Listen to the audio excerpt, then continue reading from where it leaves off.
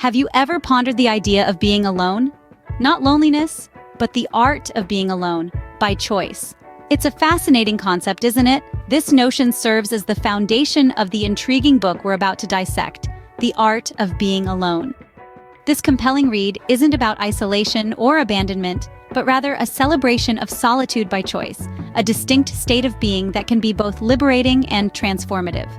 The author takes us on a journey exploring the value of solitude in personal growth and self-discovery.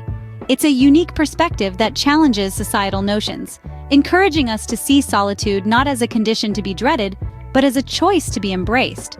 It's about finding peace in your own company and using that quiet space for introspection, creativity, and growth.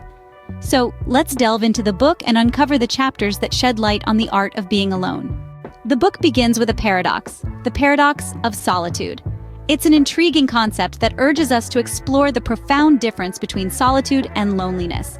At first glance, they seem interchangeable, but as we delve deeper, we find that they're worlds apart. Loneliness is the pain of being alone when we crave connection, while solitude is the joy of being alone when we seek peace.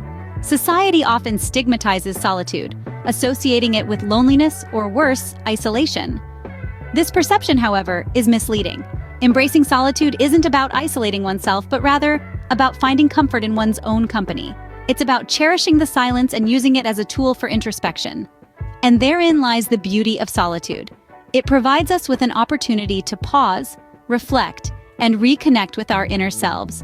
It allows us to disengage from the constant noise of the world and listen to our own thoughts.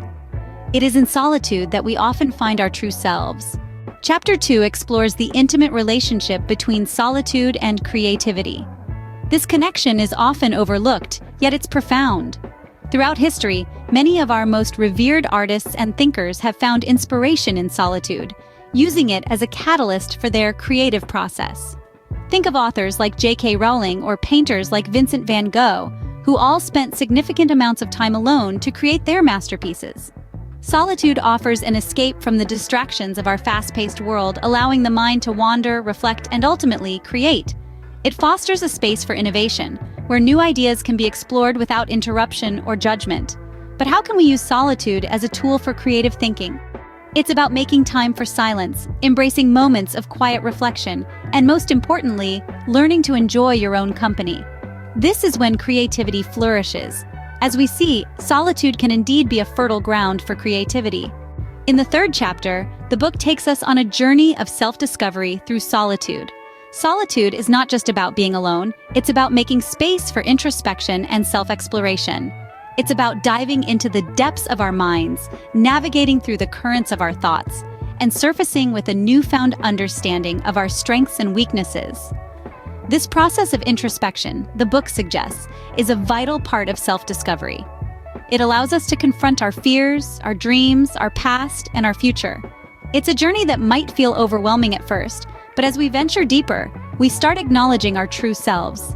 The importance of self-awareness and self-acceptance is underlined throughout this chapter. It teaches us that being alone doesn't mean being lonely.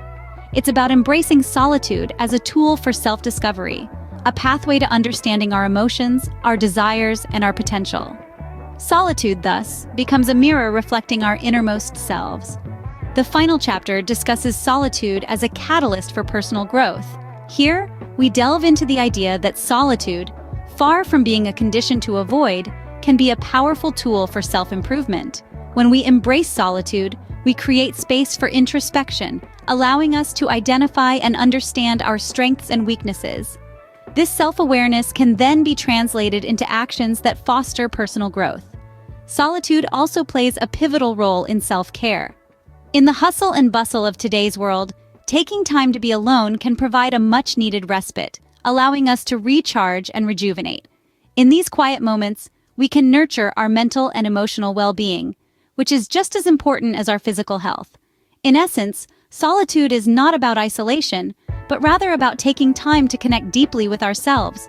It's about fostering an environment where we can grow and flourish, both as individuals and as members of society. So solitude isn't just about being alone, it's about growing alone. The Art of Being Alone, then, is not a book about loneliness, but a guide to embracing and benefiting from solitude.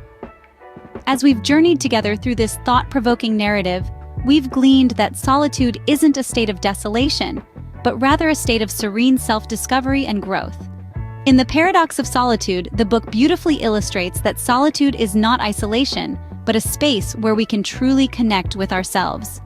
It's a paradox indeed, but a profound one, that in silence and stillness we find our true voice and our deepest connections. Then we delved into the link between solitude and creativity. The book emphasized that solitude provides the perfect environment for our creative juices to flow, to think out of the box, and to bring forth our unique perspectives and ideas. In the realm of self-discovery, the book enlightens us about how solitude allows us to confront our true selves, to understand our strengths and weaknesses, and to recognize our passions and desires. It's in these quiet moments we find the courage to embrace our authenticity and the wisdom to chart our own path. And finally, we explored how solitude contributes to our growth. Solitude, as the book suggests, is a catalyst for personal growth and transformation. It's a space where we can reflect, learn, and evolve. It's a time when we can heal, rejuvenate, and prepare ourselves for life's many challenges and adventures. In our fast-paced, hyper-connected world, understanding and appreciating solitude's value is more crucial than ever. It's not about shunning the world, but about creating a space for ourselves where we can grow, create, discover, and simply be. In conclusion, The Art of Being Alone offers a refreshing perspective on solitude and its numerous benefits. It challenges us to rethink our perceptions about being alone and encourages us to embrace solitude as an essential part of our lives. Remember, solitude is not a state of being, but an art. And like any art, it takes practice, patience, and understanding to master. So, let's embark on this journey of mastering the art of being alone together.